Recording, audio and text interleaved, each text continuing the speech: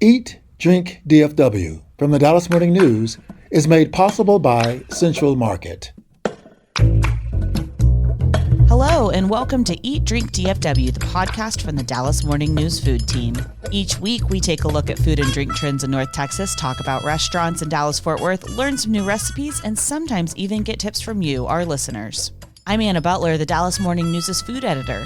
Guy Fieri has come back to North Texas, and we're excited to share all of the places we know he's been so far. Tariffs have also been the talk of the town, and we're going to do a blind taste test of some barbecue sauces with some celebrity faces and names attached to them. That's all coming up right after this. Central Market is really into food. Like when we say cheese, it's in 12 languages into food. Butchers, bakers, and sushi roll makers into food. We're talking so obsessive about quality you can shop blindfolded into food. Central Market is really into food. If you are too, then let us turn your shopping list into a treasure map. Get inspired, get adventurous, or just get a chef-made dinner when you've got more taste buds than time. No place makes every meal more amazing like Central Market. Really into food. Shop now at centralmarket.com. For the latest food and restaurant news in Dallas-Fort Worth, visit dallasnews.com/food. Also, we'd love to hear from you, so email us at eatdrink@dallasnews.com. Today, I am joined by our food writers Sarah Blaskovich and Imelda Garcia. Let's start with diners, drive-ins, and dives. What is the mayor of Flavortown up to, Sarah? I like that you called him by his regal name, Yeah. the mayor of Flavortown. His honorarium. That's right. Guy Fieri spent a lot of time in North Texas recently. His show, Diners, Drive-Ins, and Dives, has brought national attention to Dallas restaurants for years. So as far back as 2009, he started featuring some of our restaurants, and he's now up to the bazillionth season of the show. I should fact check that, but there's been a lot. And in the past few weeks, 3 Dallas area restaurants have been featured, and several more are coming in the next few weeks. So which one made it to the Food Network? Let's talk about them in chronological order. So in late February, we started with Hello Dumpling in East Dallas. Oh my gosh, I love Hello Dumpling. I know I don't want it to get any more famous because it's such a sweet little shop. There are 2 locations, one near Good Friend in kind of far East Dallas, and then one at the Hill at Walnut Hill and 75. And owner June Chow wanted to bring Beijing street food to Dallas. And she has really done so. The braised beef shank soup with noodles is really good. All the dumplings are good. And Guy Fieri got to try many of those and watch her do her craft in the kitchen. Notably, he said her noodle soup was a 10 out of 10. That's a high score. Okay, so after Hello Dumpling, on March 7th, this show featured Rye in East Dallas. Ooh. Now, is Rye a diner, a drive-in, or a dive, friends? I think it got Michelin attention. Yeah, it's not. Now, this show has been all over the country, and you got to think after precisely 1 bazillion seasons, you got to start expanding upon, the original idea. Because Guy Fieri really used to roll his red convertible into restaurants that he didn't think people had heard of. And that show brought so much attention to so many small businesses, which is awesome. But there comes a point where maybe, you stretch the boundaries. And I believe that's how the wonderful Rye on Dallas's Greenville Avenue ended up on television. I feel like there was a time in which he almost seemed overdressed in his short-sleeved button-downs at the places he was going to, and now he might be underdressed at Rye in a short-sleeved button-down. Yeah, sure. I think you might be right about that. When he went to Rye, he had a lot of fun with their inventive food, and I think this was just the right attitude for a place that really is one of Dallas's most interesting restaurants, in my opinion. So he tried the pork belly lollipops, which have been on the Rye menu from the beginning. They're served on kind of a little wooden slab sticking straight up, and then you take a piece of orange that's been charred on the grill and you squeeze it over the top of these 5 pork belly lollipops. Kind of a fun thing to do with your food, in my opinion. Guy Fieri loved it. He said they were juicy and tender, so good marks there. And then he tried the sauerkraut chocolate cake. And his quote was, "That sounds like a dare," when he heard that they were putting sauerkraut into dessert. And I think he's right about that. And that sort of encapsulates this restaurant, in my opinion. His adjectives were that the presentation was gorgeous. The cake was funkalicious. Sarah, did the mayor of Flavortown try the cocktails in that place? Because, those are the jewel there. I love this question. They did have people sitting at the bar, and you got a good view on television of what this cool restaurant looks like. I don't remember him diving into that. Now, here's a fun behind the scenes TV thing. I don't know when they were at Rye. Was it on or around November when, the Michelin Award came out and Rye was given the Michelin Award for exceptional cocktails? Was it before that? Was it after that? I don't really know. But they did not focus on the cocktails like they did on the food. And then it was Slow Bone. Sarah, you wrote that you were surprised to hear Slow Bone hadn't already been on Triple D. Yes, I had to sort of check my notes. This felt like a redo because Slow Bone is so perfect for diners, drive-ins, and dives, in my opinion. This is a little barbecue joint in the Dallas Design District. It's been there for a while. And if you know, you know. You go in and grab a cafeteria tray, basically, and they put all the sliced meats and sides on that tray. And I love this barbecue place. I think it was underrepresented in Dallas for a while, but people who love barbecue in this town love Slow Bone. And it was just right that Guy Fieri visited it because it was time to see it on television. And Sarah, I hear there's a coming soon restaurant and it's going to be El Palote Panaderia in Pleasant Grove. That's right. So a little sneak peek here. We know that El Palote will be on Diners, Drive-Ins, and Dives May 2nd. So if you've been watching this show, which airs on Friday nights, you can check that one in just a couple of weeks. This is the home of the original vegan taco, or so they say. And Imelda, have you been there? I have. They offer just vegan Mexican cuisine, which is really weird. I mean, because we consume a lot of meat, and they try to recreate all these dishes. I mean, they have vegan birria, vegan enchilada. So it's a must, I think. Apparently, Fieri tried the meatless gorditas and the tamales. So I haven't had those at El Palote, but now I want to, and the rest of the world is going to want to as well. That's the fun thing about Guy Fieri. He seems to draw a crowd wherever he goes, including Chicken Guy. That's right. Chicken Guy is Guy Fieri's fast food restaurant. So not only has he now featured 3, almost 4 restaurants in DFW, but all the time he has a restaurant open with his name and an exclamation, Chicken Guy exclamation point. Is it at the Hill? It is across the street from the Hill. So it's at Walnut Hill and 75, but it's on the Trader Joe's side of that intersection. The Trader Joe's side. We all know, right?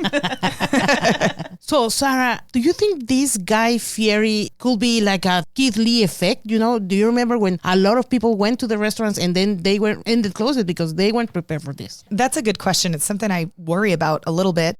When a small business all of a sudden is on the Food Network for the first time, is this a good thing? Every restaurateur ever would say yes. We want that guy in our restaurant. He gives everybody an autographed sheet pan, like a silver sheet pan, and then they hang it up on the wall. So you want to walk into a restaurant and see that on the wall. It's cool. But yeah, Imelda, the restaurants that aren't ready, those that can't sustain, a huge influx of traffic could be in trouble. And we saw that happen with Keith Lee as well. I also would just love everybody to think about the differences between an Instagram influencer and a television chef, because these days they probably carry the same weight. And that was absolutely not true 5 years ago. They also tend to have reruns. Yeah.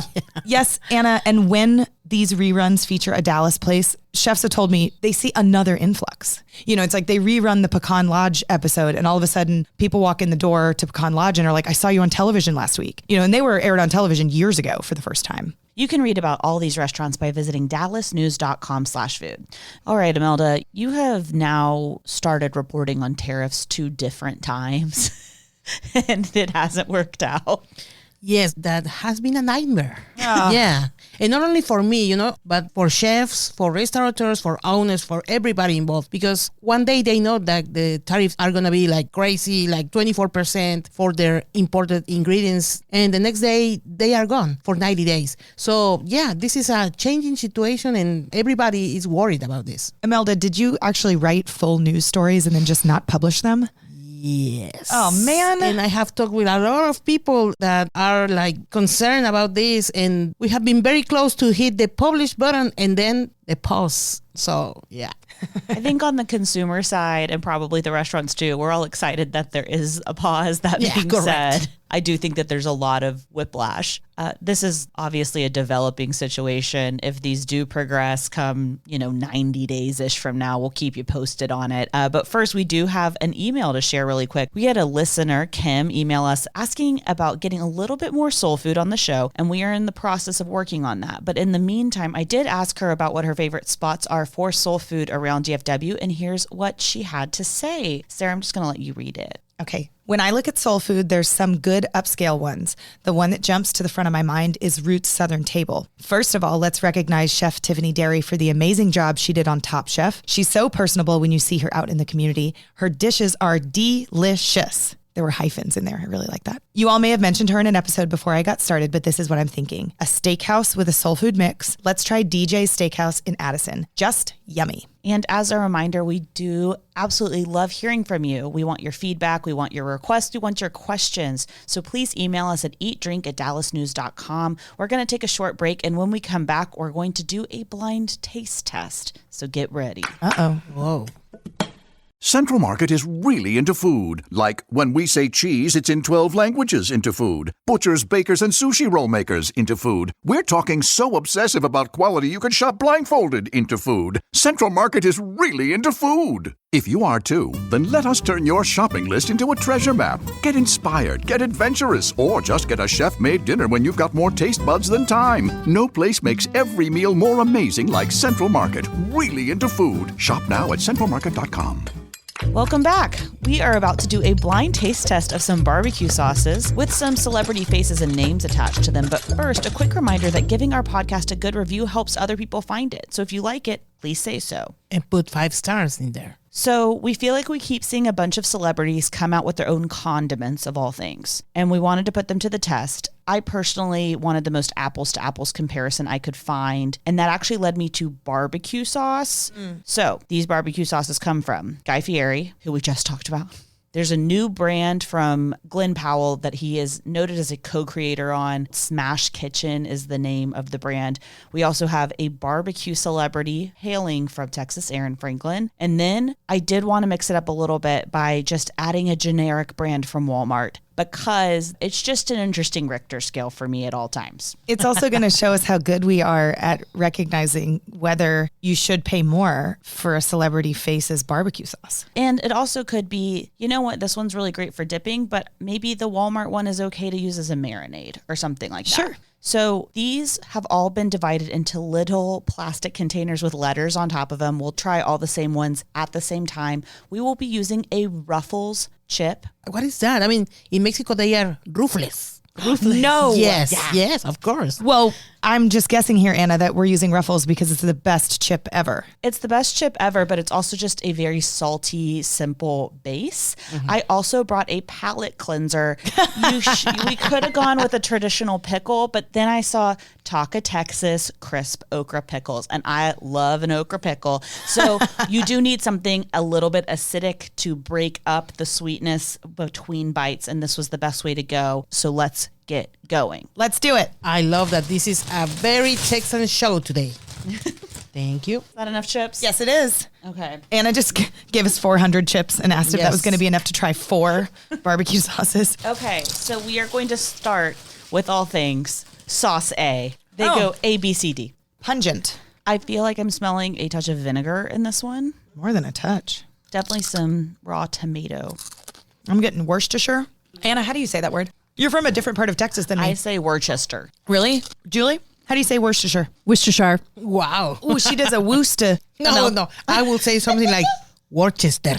You kind of made it sexy. That'll work. We'll take it. Okay, what do you think of condiment A? It tastes like a tomato, like ketchup. Yes. I'm going to say something that might be controversial, but there is an undertone of coffee in this one. Okay, Anna, let's move on to B. And as you pass those out, I would like to know if you know what each of these are. I knew this morning when I labeled them, and I don't know anymore. Did you write them down or are we just winging it? Oh, they're written down. Okay, this one, condiment B, smells like liquid smoke. Correct. Not in a good way. Hey, guys, please set aside the one that you think is the Walmart one. Okay. So in B, I got a lot of brown sugar and a lot of liquid smoke. It was extremely sweet. The first one had the sweetness of a tomato. The second one has the sweetness of brown sugar, perhaps. The okra is so good. It's the best palate cleanser. Now it's C. This one, not overly sweet. The nose on it, not liquid smoke. I like this one. This tastes like a version of Sweet Baby Ray's, which is a high volume barbecue sauce that I rather like. So it's a compliment. That is a compliment. Yes. I love that it has a little bit of vinegar on it. Yeah, and I like that the spices linger at the end too. All right, last one. This is the easiest taste test we've ever done, Anna. Usually it involves too much sugar or like lots of fried food at the state fair. On site, this one looks perhaps the pepperiest. It is more of a brown color. This one is so sweet. Not getting the pepper at the back that I thought I would. Because visually it looks like you should be getting some. It's a thick boy. Oh my God. This does have the consistency of inexpensive grocery store barbecue sauce. You're thinking KC Masterpiece? I mean, maybe. Can you tell me more about the Walmart brand? Was it Walmart brand barbecue sauce, or was it something like a KC or a Sweet Baby Ray's? Or It was Great Value brand. Okay, so it was Walmart brand. They're greatest of values. They're cheapest of cheap. You're just trying to watch your pocketbook. I can tell you a fun fact about these. Aaron Franklin's is by far the least caloric. So for 2 tablespoons, it's 35 calories. Mm-hmm. The Smash Kitchen one and the Great Value brand ones are 60 calories for 2 tablespoons, while the Guy Fieri one is 80 calories for 2 tablespoons and has by far the most added sugar to it. I think I have it figured out. I think it's interesting how similar all of these taste. I mean, even the Great Value version, to know that there are these big names and probably big dollars behind all of them, but that they taste so much alike. Does everyone, though, think they have a superior one? What was the one that they liked best? Julie likes A. I like A too, for what it's worth. I think that one's my favorite. I have a problem here because I mix them all. So now I'm kind of lost. But I think it was letter A also. Yeah. I'm going to decline answering this. I don't have a favorite. I am guessing so hard about who made what. Are you also just really worried that you're going to be like, my favorite's the Walmart brand Great Value? No, I would wear that badge with pride. I think that A was made by Aaron Franklin. It is not my favorite, but I think it matches a profile of a Texas barbecue pitmaster. Which one do we think is the Walmart brand? D. My 2 colleagues picked D. I think D is Guy Fieri because it's the sweetest. And I think he put a lot of sugar into his sauce. I think Walmart is C. I think Walmart is C as well. I'm now going to open my phone and jog my memory. So, A, Franklin barbecue sauce. Yes! The original Texas barbecue sauce. It's supposed to be sweet, peppery, and tomatoey. Yep. And I do know he puts coffee in some of his sauces, so that makes me feel less crazy. B, Who loves the liquid smoke? Possibly Glen Powell. This is my Glen Powell loves liquid smoke. Am I right? Wow. That's the Smash Kitchen one. And so it's down to C and D. With 50% of us thinking C is Walmart and 50% thinking D is Walmart, and the other one being Guy Fieri. So the mayor of Flavortown is responsible for barbecue sauce D. I got them all right. Wow. Sarah, you are an expert. Oh, I'm not good at tasting wine, but I'm great with barbecue sauce, it turns out. The Great Value brand, by the way, I would 100% marinate with that. I would put it on something where there's a lot of other stuff going on. Okay, hand me over more okra. Okay, so speaking of barbecue sauce, we've had such great weather in North Texas this week. Have you guys been cooking outside at all? We have been only cooking outside. I feel like for my husband's birthday, we bought him a new Rec Tech smoker, and we have made some of our best backyard grill stuff maybe ever in the last few weeks. Wow. But what is a Rec Tech smoker? Does it have anything to do with Texas Tech? I don't think so. It's spelled RECTEQ. So sorry about that. It just feels like Wreck-'em Tech. Maybe it is. This is a wood pellet grill and smoker. It is a competitor to Traeger, for anyone listening who's familiar with that brand. I would guess that Traeger's a bigger smoker brand than Rec Tech. And I don't really know the differences between the two, but I'll note that we are backyard cook people, and we have added this to our family of cookers. So my family already has a Big Green Egg, which is a ceramic cooker that you use charcoal on to smoke meat or cook steaks. We have a gas grill for the quicker stuff, like fajitas and veggies. We have a pizza oven. And do we need another grill out there, you might ask? And I would say yes. Well, what have you made with this that you couldn't with other things? The very first thing we made was bone-in, skin-on chicken. And it was a weeknight. So just looking for a healthy, fairly simple thing to cook outside. We used oak pellets so that you can get that oak smoke flavor. We coated 2 chicken breasts in 2 different barbecue rubs just so we could compare them. Both good. We liked one more than the other, but the trick here is like we didn't really mix up a lot of our own spices. We used a rub we had in the cabinet, which made it even easier. We set the smoker to 250, walked up the temp to crisp the skin at the end, finishing it at 325. and the cook was about 90 minutes, and it produced chicken that was juicier than we have ever made before, which is really saying something because chicken, though pretty good for you, can be bad if you cook it wrong. Next, we're going to smoke salmon, and then we're probably going to try kebabs, and we've already smoked sweet potatoes and regular potatoes. So if anybody needs dinner, just come on over to my house. We're cooking. Well, how about I come and then I just bring all the rest of these barbecue sauces? We'll make everybody else do a blind tasting. And that's all the time we have for today. And we want to hear from you. So email us your questions and food thoughts at eatdrink@dallasnews.com. Special thanks to our producer, Julie Fisk. For the news, I'm Anna Butler. Thanks for listening, and we'll see you next week. Eat, Drink, DFW from the Dallas Morning News is made possible by Central Market.